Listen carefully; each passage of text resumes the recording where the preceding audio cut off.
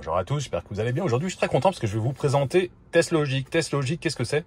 C'est un accessoire, c'est beaucoup plus qu'un accessoire, parce que c'est un tableau de bord, c'est un truc un peu pour les geeks, ou si vous pensez qu'il manque un tableau de bord à votre Tesla, donc c'est compatible avec les modèles 3 ou avec les modèles Y. Donc c'est livré avec les petits outils qui vont bien, avec un support de téléphone, avec un boîtier à venir connecter ici au niveau des pieds du passager, vous allez le voir après dans l'installation, et puis avec les câbles. Et en option, si vous voulez, vous pouvez prendre le support de téléphone. Et le résultat, je vous montre tout de suite, sans attendre, c'est ça. Ça, c'est un tableau de bord avec différents écrans qu'on va venir regarder après, on viendra tout détailler pour les Tesla, encore une fois, modèle 3 et modèle Y. Donc moi, j'avais déjà un support de téléphone, donc je l'ai réutilisé. J'ai pas utilisé celui qui est fourni par TestLogic, mais j'ai l'impression que c'est le même. Donc ce pack TestLogic m'a été fourni par TestLogic eux-mêmes indirectement. TestLogic, c'est une société qui est sur la côte est des États-Unis, pas très loin de Washington, il me semble, si je me trompe pas. Je crois que c'est fabriqué en Chine, ouais, c'est ça exactement. Et donc c'est eux qui me l'ont envoyé pour que je puisse vous le présenter. Je l'ai pas payé, mais ça ne changera pas mon avis sur ce produit. Donc on va aller commencer par l'installation du petit boîtier. Vous allez voir, il y en a quoi? Il y en a pour une dizaine de minutes. Et puis ensuite, on fera la présentation de toutes les fonctions avec les différents menus de ce nouveau tableau de bord. Bon, on va voir ce que ça donne pour l'installation, mais normalement c'est assez simple. Ça vient se positionner ici, au niveau des pieds du passager. Donc il faut enlever ce joint, enlever ce petit cache à cet endroit, et puis le seuil de porte en plastique à l'intérieur ici. Donc rien de bien compliqué. Le joint est juste clipsé. Donc une fois que vous avez réussi à l'attraper, on tire un peu dessus. Ça s'en va très facilement. Ensuite, le cache. Je vais t'attirer dessus un peu. Il est clipsé aussi. Il y a un clips au niveau du haut qu'il faut réussir à défaire. Voilà. Ensuite, on va enlever ce clips en plastique. Et une fois le clips enlevé, vous avez juste à tirer un petit peu pour avoir accès aux prises qui sont derrière. Donc, je vais mettre un chiffon à cet endroit pour ne pas rayer la boîte à gants. Et là, on trouve les prises qui nous intéressent. Donc, on a cette prise bleue et cette prise blanche sur lesquelles on va brancher le module de TestLogic. Donc, le câblage se compose de simplement ce câble. Vous avez ce Y ici qui va venir se mettre au niveau de cette prise-là. On va la débrancher, on va remplacer par le Y. Et vous avez cette prise blanche un peu plus grande qui vient se mettre là dans la prise bleue qui est vide, qui était en attente. Et la troisième prise, une petite prise noire qui vient se mettre dans le module. C'est elle qui va alimenter le module TestLogic, tout simplement. La première chose à faire, c'est d'enlever cette prise. Il suffit d'appuyer sur la petite languette et de tirer, elle vient très facilement. On va la remplacer par le faisceau TestLogic. Bien entendre le clic pour être sûr que ce soit bien en place. Ensuite, on branche le connecteur d'origine sur le Y de TestLogic. On branche la prise blanche TestLogic sur la prise bleue qui est ici. Sur la prise bleue qui est ici en attente. Hop, c'est fait. C'est assez simple, hein, comme je vous le disais. Et il ne nous reste plus qu'une chose, c'est de brancher le boîtier TestLogic.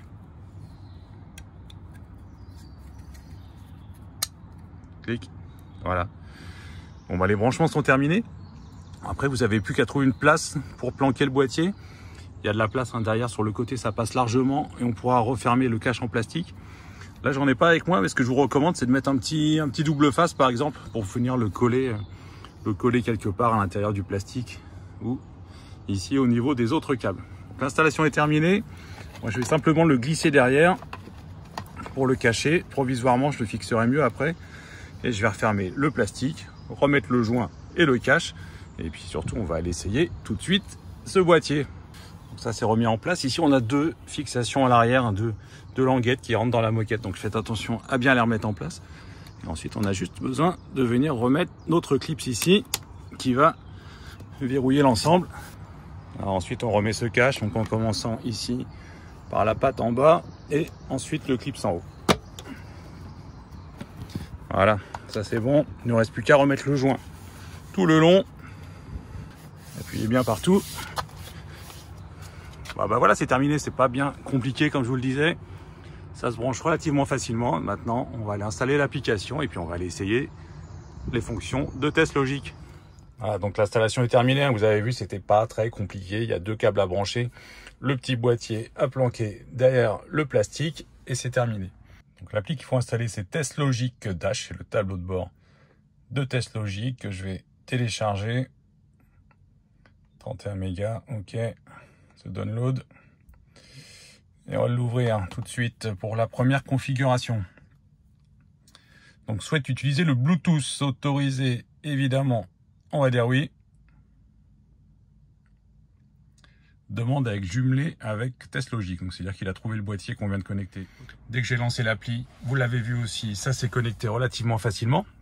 Donc maintenant, ce que je vous propose, c'est qu'on aille ensemble découvrir les différents menus. Donc le premier menu de cette application TestLogic Dashboard, c'est celui-ci, c'est le principal, dans lequel vous voyez la vitesse en km/h. Vous voyez au-dessus PRND, donc c'est en marche avant, marche arrière ou neutre évidemment. Et on retrouve là des informations techniques, la puissance du moteur maximum, le courant, l'énergie que l'on a récupérée avec le freinage régénératif et la consommation. Pour l'instant, c'est noté -50 parce que je suis en train de charger la voiture. On retrouve notre autonomie à 2 endroits et la distance et la vitesse moyenne sur le trajet. Et on a tout en bas à gauche ici le nombre de kilomètres qu'a parcouru la voiture depuis le début. Donc ça, c'est l'écran principal. Et puis évidemment, on a la limitation de vitesse. On a le pourcentage de la batterie et la température de la batterie. Donc là, elle est à 84% et 60 degrés parce que, encore une fois, je suis en train de la charger. Je reviendrai sur les autres écrans après. Je voulais vous montrer celui-ci, qui est l'écran peut-être le plus technique. Donc on voit un petit modèle 3 Performance en blanc qui a 26 000 km, qui a été fabriqué aux États-Unis à Fremont en février 2021, le 8 février 2021, à la date de fabrication de la voiture. Et on retrouve des informations sur la voiture. Donc puissance max des moteurs 558 horsepower, les chevaux. J'ai des capteurs TPMS en Bluetooth dans les roues. Je peux charger jusqu'à 3 fois 16 ampères avec le chargeur interne et l'autopilote hardware 3. En attendant, le hardware 4, c'est le dernier disponible sur les modèles 3 et Y pour l'instant. Au niveau de l'onglet énergie, donc on voit que depuis le début, j'ai chargé 5823 kWh. Dont 66% sur des charges rapides, pas mal de superchargeurs. J'ai utilisé 12% de l'énergie tout simplement quand la voiture était à l'arrêt. Alors soit c'est des pertes parce que la voiture consomme toujours un peu, donc la batterie se décharge un tout petit peu quand elle est stationnée. Soit c'est l'utilisation par exemple du chauffage ou de la clim quand je suis arrêté, ou tout simplement du mode sentinelle. 17% de mon énergie totale, c'est de l'énergie qui vient de la régénération au freinage. Donc ça, c'est assez intéressant. Et après, on a des statistiques sur la consommation, donc 19,6 kWh au 100 pour moi depuis le début. Et autre onglet très intéressant, celui Battery Information. Donc Battery Information, là ce qu'elle me dit, c'est que j'ai fait 80 cycles complets, hein, donc c'est l'équivalent d'une charge 0 à 100. Alors je fais jamais ça, mais à chaque fois qu'on fait l'équivalent de 100%, ça compte comme un cycle. Ce qui me donne une dégradation de 7,5%, hein, ce qui est assez classique. La voiture a un peu plus de 2 ans. Sachant que la première année, souvent, on est autour de 5%. C'est une batterie NMC de Panasonic à la batterie 82 kWh. Et on voit que j'ai aussi un buffer. Donc, en dessous de 0%, il me dit qu'il reste 3,4 kWh qui seront toujours disponibles. Même si, à l'écran principal ici, si jamais ici j'ai 0%, j'aurai encore 3,4 kWh de disponible. Donc, 3,4 kWh, si je prends une conso, allez, je prends un peu large, une conso de 20 kWh par exemple, aux 100 km, ça me fait à peu près, je crois, 13 km de tête, à peu près quelque chose comme ça. Et ici, on voit le déséquilibre entre les différentes cellules, 8 millivolts, 6 millivolts même, c'est en train de s'équilibrer pendant la charge, donc ça, c'est tout à fait raisonnable. Voilà pour l'écran le plus technique. Après, vous avez celui-ci, un écran performance. Donc là, je l'essaierai sur la route, ça nous affiche la puissance maximale. Ça nous affiche aussi si la puissance totale est disponible en fonction de la température des batteries. On a la vitesse. On a ici léger en avant, en arrière, vers la droite et vers la gauche, enfin en décélération et en accélération plutôt qu'en avant et en arrière. Et on a, petit truc sympa, le 0 à 100 ou le 0 à 60 en secondes avec la puissance maximale atteinte pour réaliser cet exercice. Donc ça, je vais pas le tester tout de suite. Par contre, je vous ferai une autre vidéo dédiée sur le 0 à 100 sur la Model 3 Performance dans les meilleures conditions. Ensuite, on a l'écran de puissance. Celui-là, là je suis en train de recharger, donc on voit 44 kW qui rentre en ce moment. La batterie est à 87%, elle a une température de 61 degrés. Et on voit, donc ça c'est ce qui arrive du superchargeur, ce qui rentre dans dans la batterie et on voit comment c'est utilisé. Donc ça peut être utilisé Others. Alors Others, c'est tout ce qui est tout ce qui va être l'écran, tout ce qui est en 12 volts en fait, hein, tout ce qui va être les différents éclairages, les phares, etc. Donc c'est tout ce qui est classique sur une voiture. Là, ça consomme 300 watts en ce moment. Le chauffage de la batterie, tout à l'heure j'étais en supercharge, on le voyait, ça consommait, je crois que c'était jusqu'à 5, peut-être un peu plus kilowatts. La climatisation et le chauffage, qui sont éteintes pour l'instant, et les sièges chauffants. Donc si par exemple j'allume les sièges chauffants, juste un siège chauffant, c'est fait. Voilà, ça me dit que ça consomme 200 watts en ce moment, juste pour mon siège chauffant côté conducteur. J'ai allumé la clim, j'ai réglé à 18 degrés, donc ça commence, voilà, 300 watts. Et puis ça va monter progressivement. Je vais l'éteindre et je vais éteindre le siège chauffant. On n'a pas besoin pour l'instant. Voilà, c'est fait pour les deux. On voit que ça disparaît. Donc c'est vraiment en temps réel. Et vous verrez que là, on est en mode charge. Quand on va être en train de rouler, on aura autre chose. On aura la batterie. Ici, on aura le moteur avant. Ici, on aura le moteur arrière. Donc on verra exactement ce qui est en train de consommer de l'énergie dans la voiture. Donc pour avoir quelque chose d'un peu plus précis que ce qu'on a dans cet onglet là de base de Tesla sur la consommation, là avec l'application TestLogic, vous avez vraiment énormément de détails en plus. C'est vraiment beaucoup plus précis. Vous allez voir quand on roule, c'est très sympa et c'est complètement dynamique. D'ailleurs, c'est quelque chose, un tableau comme ça qu'on retrouve sur certaines voitures, hein, d'autres voitures électriques ou des voitures hybrides même, qui ont ce genre d'informations. Donc l'onglet de base classique, on en a parlé. Je vais vous montrer une petite subtilité sur celui-ci. On va pas se faire tous les réglages, hein, je vous laisserai les découvrir. Mais celui-là, il a quand même un truc intéressant. Si vous trouvez que c'est pas assez gros, vous pouvez venir cocher cette case et l'écran devient comme ceci. Donc nettement plus visible. Je vais prendre un peu de recul. Voilà, vous voyez à quoi ça ressemble maintenant. Donc là, on retrouve un écran qui est largement plus grand. C'est à votre choix. Et dernier écran, c'est celui-ci avec la navigation GPS. Et puis on retrouve ici les informations spécifiques à Tesla. Allez, on va aller tout de suite aller voir ce que ça donne. Quand on roule, la première chose, quand on passe les vitesses, vous voyez, si je passe la marche arrière, ça s'affiche comme ça et ça clignote pour bien indiquer qu'on est en marche arrière. Attention, c'est pas la marche avant. Si je passe en drive, voilà à quoi ça ressemble. Et dès qu'on bouge un tout petit peu, vous voyez, c'est bien synchronisé avec l'écran. J'ai l'impression que les vitesses sont identiques et c'est très réactif. Donc ça, il n'y a absolument aucun souci là-dessus. Vous voyez aussi tout en bas de l'écran une barre rouge qui s'affiche. Là, il n'y est plus.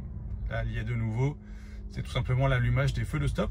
Et de la même manière, on a les clignotants qui s'affichent à droite et à gauche. Donc un rappel des clignotants pour voir qu'ils sont activés. Donc ça, ce sont toutes les fonctions assez classiques, on va dire. Et maintenant, on va aller voir les fonctions d'affichage des différents messages. Encore une fois, hein, l'onglet performance avec le 0 à 100, la puissance max, etc. Je vous referai une autre vidéo dédiée.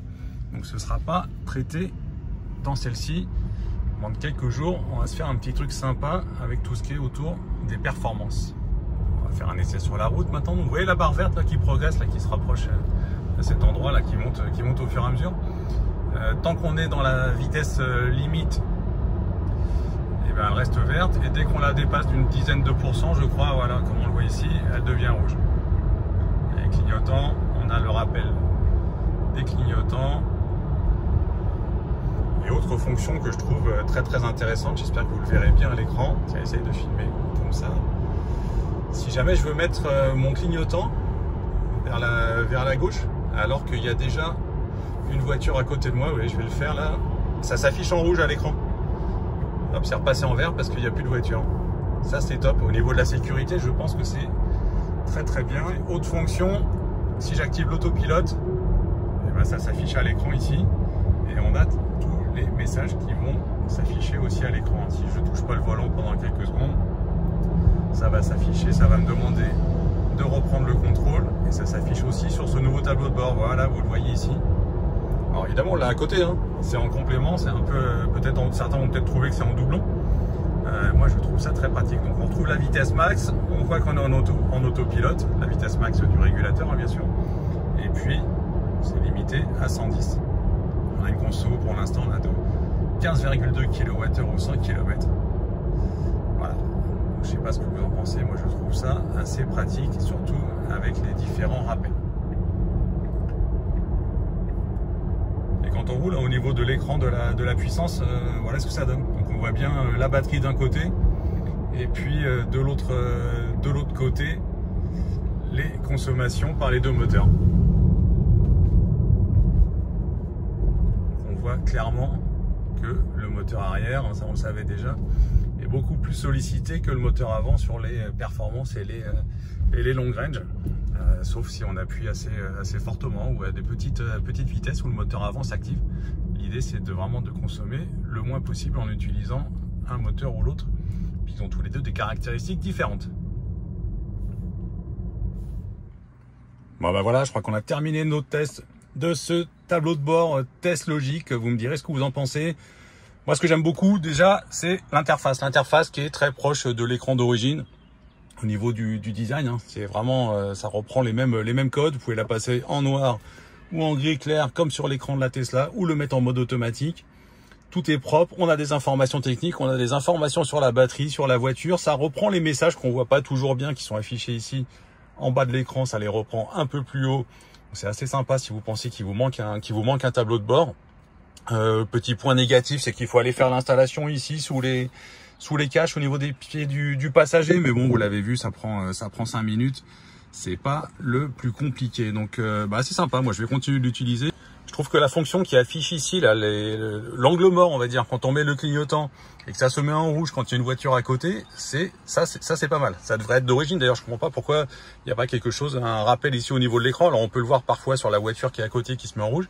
Là, j'ai l'impression que c'est un peu plus clair, un peu plus lisible. Et puis, toutes les infos de batterie qui sont aussi pratiques et sympas, surtout à avoir. Donc, vous avez le choix pour l'acheter, hein. Soit directement chez TestLogic, soit sur un autre site que je vous mets en lien dans les descriptions et les commentaires de cette vidéo.